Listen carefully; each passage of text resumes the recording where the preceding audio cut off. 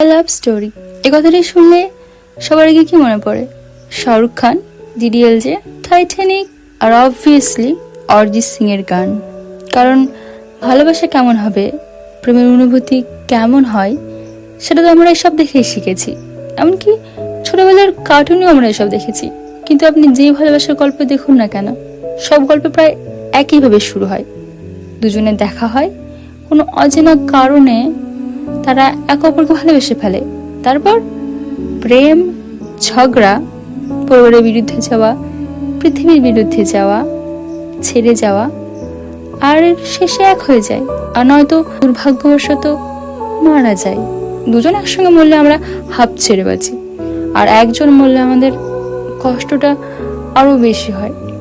আর এসব দেখে আমাদের মনের মধ্যেও একটু একটু করে ধারণা তৈরি হয় যে একদিন আমাদের জীবনেও সে স্পেশাল কেউ আসবে, আর আমাদেরও লাভ স্টোরি হবে, যা হবে সবার থেকে আলাদা।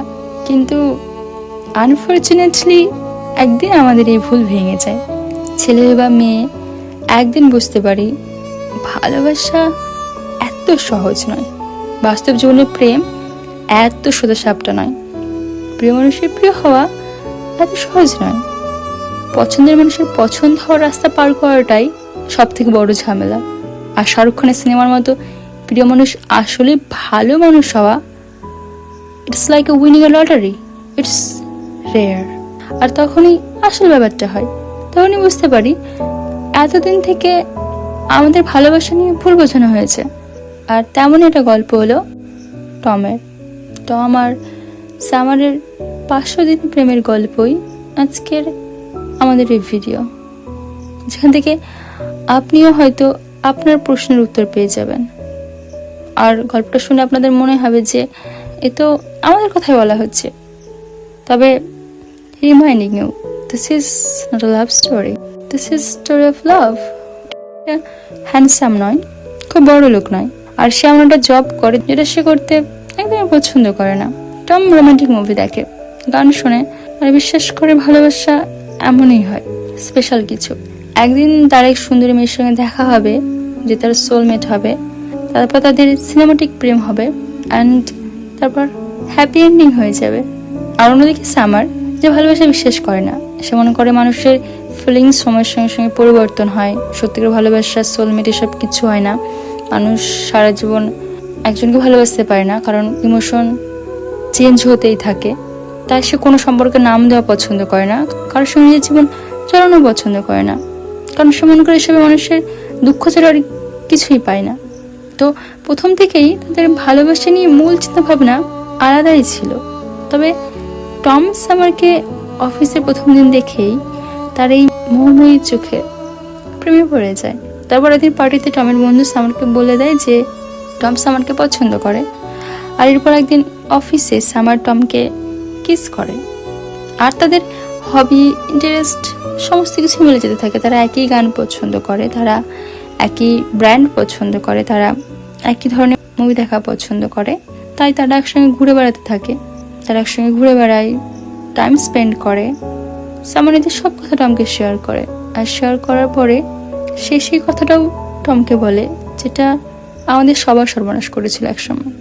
এই যে আমি কথাগুলো তোমার আগে কাউকে বলিনি। আর এসব শুনে টম ধরেই নেয় যে সে সামারের কাছে স্পেশাল, আর সামারই হলো সেই স্বপ্নের মেয়ে যাকে সে এতদিন ধরে খুঁজছিল। সে নিজেকে সিনেমা হিরো মনে করে, প্রেমে নাচতে গাইতে থাকে। আর এই যে এই সিনটা থেকে এই সিনটা কপি করা হয়েছে, একটা ইনফরমেশন দিয়ে দিলাম। ওকে, সো টম নিজেকে মেন ক্যারেক্টার মনে করতে থাকে। তবে সামার সম্পর্কে শুরুতেই বলে দেয় যে সে কোনো সিরিয়াস সম্পর্ক চাইছে না, কিন্তু টম মনে করে সে হয়তো সামারকে বদলে দেবে, সামার বদলে যাবে। সত্যিকারের ভালোবাসায় তেমনটাই তো হবে, তাই না? শেষে ভালোবাসার জয় হবেই, সত্যিকারের ভালোবাসার শেষে ঈশ্বরকে হার মানতে হয়। তেমনটা তো আমরা শুনে এসেছি গল্পে, তাই না? একদিন সামার আর টমের অনেক বড় ঝামেলা হয়েছে, আর সামার সেই রাতেই এসে টমের কাছে ক্ষমা চায়। তারা একসঙ্গে রাত কাটায়, একসঙ্গে ঘোরাফেরা করে। টম সামারকে তার ফেভারিট জায়গা নিয়ে যায়, যেখানে সে আগে কোনোদিনও কাউকে নিয়ে যায়নি। আর সামারও টমকে তার নিজের ফ্ল্যাটে নিয়ে যায়, যেখানে সে কোনো ছেলেকে নিয়ে যায় না। কিন্তু জীবনটা গল্প না, তাই একদিন হঠাৎ সামার খুব সাধারণভাবে এক রেস্টুরেন্টে বসে খেতে খেতে টমের সঙ্গে ব্রেকআপ করে নেয়। টম খুব কষ্ট পায়, কিন্তু সে মনে করে তার সত্যিকারের ভালোবাসার জয় হবেই। তেমনটা হওয়া উচিত। সে সামারকে ভুলবে না, বরং সে তাকে ফিরিয়ে আনবে। সামার একদিন ঠিক তার কাছে ফিরে আসবেই। আর ঠিক এই বিশ্বাসের সাথেই একদিন সে সামারের সঙ্গে দেখা করতে চলে যায়। সে মনে এক্সপেক্ট করে যে সামারের সঙ্গে দেখা হলে সামার কিভাবে তাকে দেখে খুশি হবে, তাকে জড়িয়ে ধরবে, সরি বলবে, আর তারপর তাদের হ্যাপি এন্ডিং হয়ে যাবে। কিন্তু বাস্তবে এত সহজ নয়। এক্সপেকটেশন আর রিয়ালিটির মধ্যে অনেক বড় পার্থক্য রয়েছে। সে সামারের বাড়িতে গেলে সামার দরজা খুললে সে দেখে যে সামারের বাড়িতে পার্টি চলছে। আর কিছুক্ষণ পরে বুঝতে পারে যে এটা হচ্ছে সামারের এঙ্গেজমেন্ট পার্টি। এবার তার ভ্রম ভাঙে। সে বুঝতে পারে ভালোবাসা ডার্ক সাইডকে। সে বুঝতে পারে যে সে সামারের কাছে কোনোদিন ঠিক তেমন স্পেশাল ছিল না। আর না ঈশ্বরের কোনো যায় আসে আমরা কাকে সত্যিকারে ভালোবাসি আর কাকে বাসি না।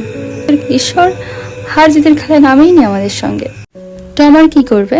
সে ডিপ্রেশনে চলে যায়। সমস্ত কাজ, হাসি সব বন্ধ এখন তার জীবনে। সমস্ত মুভি, গানের উপর তার রাগ হয়। সে বিশ্বাস করতে শুরু করে এসব মিথ্যে, সোলমেট মিথ্যে। সে গ্রিটিং কার্ডের কোম্পানিতে জব করত। একদিন মিটিং এর সময় সে সিন ক্রিয়েট করে ফেলে, বলে এসব মুভি, উপন্যাস, গানের কোনো অধিকার নেই। আমাদের শেখানো ভালোবাসার অনুভূতি কেমন হয়, ভালোবাসার গল্প কেমন হয়, আর শেষ কেমন হয় মানুষের নিজে চেনা উচিত। সে কেমন অনুভব করছে আর সে কি বলতে চাইছে তা নিজে বলা উচিত নিজেকে, যে সে কেমন অনুভব করছে। কেন সবাই গানের কথার উপর নির্ভর করে তাদের মনের কথা চেনার জন্য?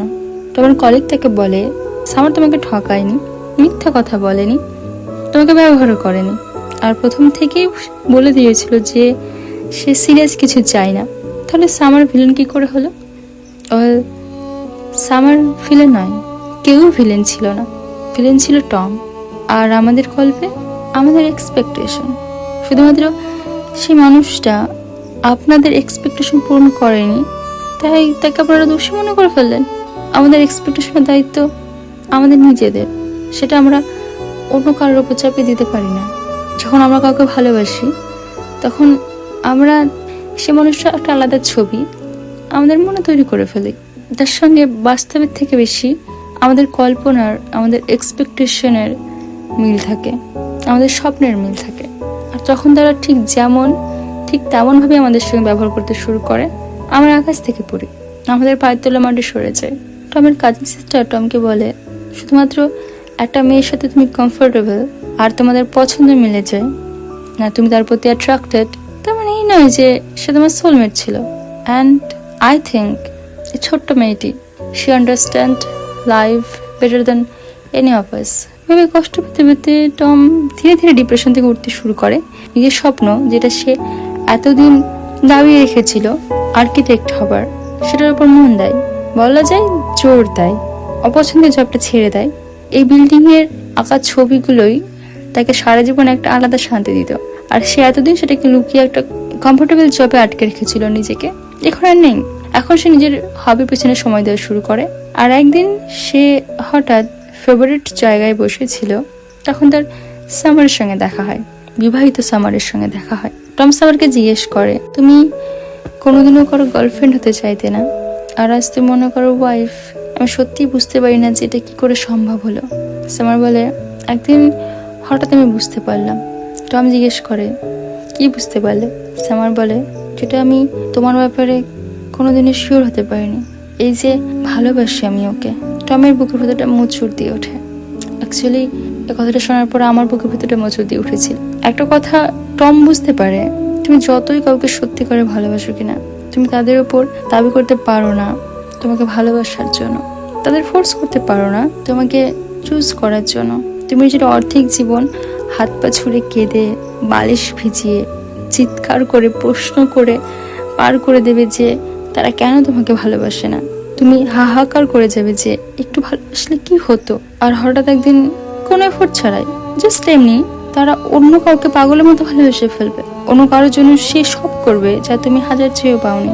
And it's normal. Life isn't a romantic movie, it's just life. Life আসলেই কোনো শাহরুখ খানের সিনেমা নয়, অ্যান্ড তুমি কোনো হিরো নাও। এই দিনটি ছিল সামারের সাথে টমের 500 দিনের শেষ দিন। এর কিছুদিন পর আর্কিটেক্টের জবের জন্য ইন্টারভিউ দিতে যায়, যেখানে তার সামনে একটি মেয়ে বসেছিল যে ওই একই জবের জন্য ইন্টারভিউ দিয়েছিল। টম মজা করে মেয়েটিকে বলে, আশা করি তুমি যেন জবটা না পাও। মেয়েটিও তাকে মজা করে বলে যে আমি আশা করি তুমিও যেন জবটা না পাও। এরপর টম সেখান থেকে ইন্টারভিউ দিতে ঢুকতে যাবে, এমন সময় ফিরে এসে মেয়েটিকে কফি খাওয়ার আমন্ত্রণ জানায়, আর মেয়েটি সেটাতে হ্যাঁ বলে দেয়। এরপর সে মেয়েটির নাম জিজ্ঞেস করে। মেয়েটি বলে, আমার নাম অটম। এই যে সামার টমের জীবন থেকে গেল আর অটম এলো। আশা করি এই নামগুলো দিয়ে ডিরেক্টর আমাদের কি বোঝাতে চাইছে সেটা আমাকে বলতে হবে না। গ্রীষ্মকাল শেষে স্বাভাবিকভাবেই সবার জীবনে শরৎকাল আসে, এটা একদম স্বাভাবিক, আর এটাই জীবন। এবার আপনারা আমাকে একটা কথা বলুন যে টমের জীবনে আর টমের সঙ্গে সঙ্গে আমাদের সবার জীবনে সামার আর অটমের গুরুত্ব কি? কমেন্ট করুন। দেখা হবে পরের ভিডিওতে। আর সত্যি আমাকে জানান যে এই মুভি থেকে আপনি কি কি শিখলেন, আপনার সঙ্গে টমের মিল কতটা। Thank you, see you letter.